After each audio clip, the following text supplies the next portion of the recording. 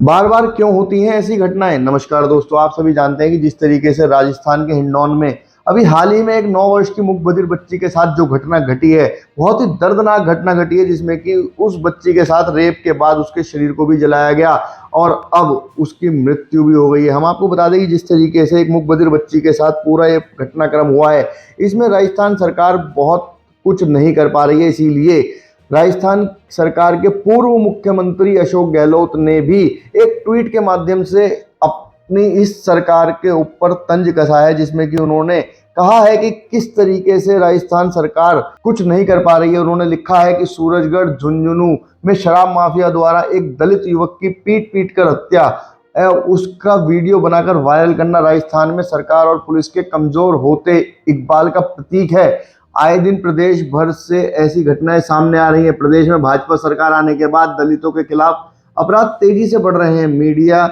में image making में व्यस्त राजस्थान सरकार इन घटनाओं की गंभीरता से ले एवं आगे इनकी पुनरावृत्ति ना हो, इसके लिए कार्य करे। आप देखिए, यहाँ पर भी जब अशोक गहलोत ने कोई ट्वीट किया तो वहां पर एक विशेष वर्ग को आगे रखा कि दलितों के साथ ऐसी घटनाएं हो रही हैं। जब घटनाएं हो रही हैं उन घटनाओं पर अंकुश लगे, ना कि किसी एक विशेष वर्ग के ऊपर घटनाओं का संज्ञान लिया जाए।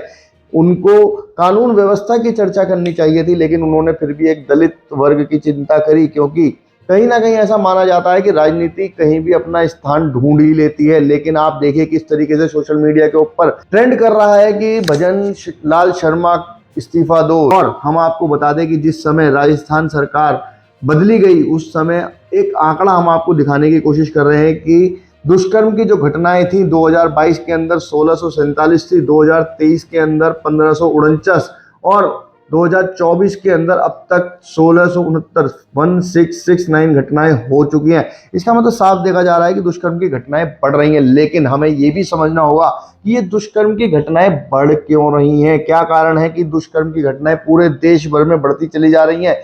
कोई तो इसका कारण होगा कि दुष्कर्म की घटनाएं बढ़ रही हैं। सीधा सीधा कारण है ये ओटीटी प्लेटफॉर्म्स।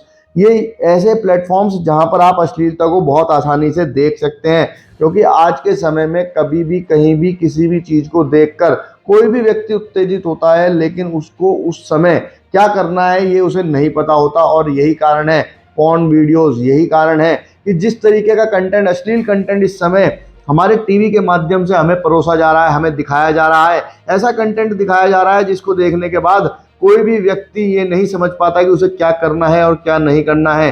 फिर उस क्राइम को करने के बाद बचने के भी उसके उपाय बताए जाते हैं। क्राइम सीरियल्स देख देख कर आज अपराधी अपने आप को शातिर बना रहा है। देखना होगा कि जो घटनाएं इस समय देश के अंदर हो रही हैं, जैसी घटनाएं देश के अंदर हो रही हैं, देश को समझना होगा कि इन घटनाओं के पीछे की मुख्य वजह क्या है। क्योंकि जब तक हम ये नहीं समझेंगे कि इसकी मुख्य वजह क्या है, तब तक हम केवल एक आरोपी को पकड़कर उसको जेल में डाल देंगे, लेकिन कहीं ना कहीं वो घटनाएं दोबारा होती रहेंगी। तो सबसे पहले जरूरी होगा कि इन घटनाओं को समझा भी जाए कि क्यों ये घटनाएं हो रही हैं और इसके पीछे मुख्य कारण क्या है।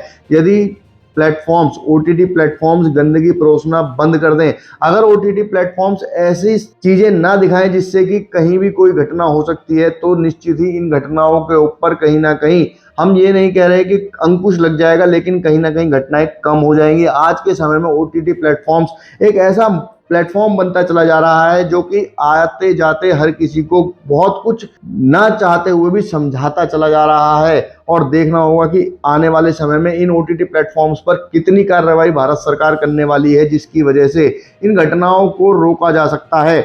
अगर आपको भी लगता है कि हाँ, इन घटनाओं के बढ़ने के कारण कहीं ना कहीं ओटीटी प्लेटफॉर्म्स भी हैं, तो निश्चित ही आप हमें कमेंट में जरूर लिखें।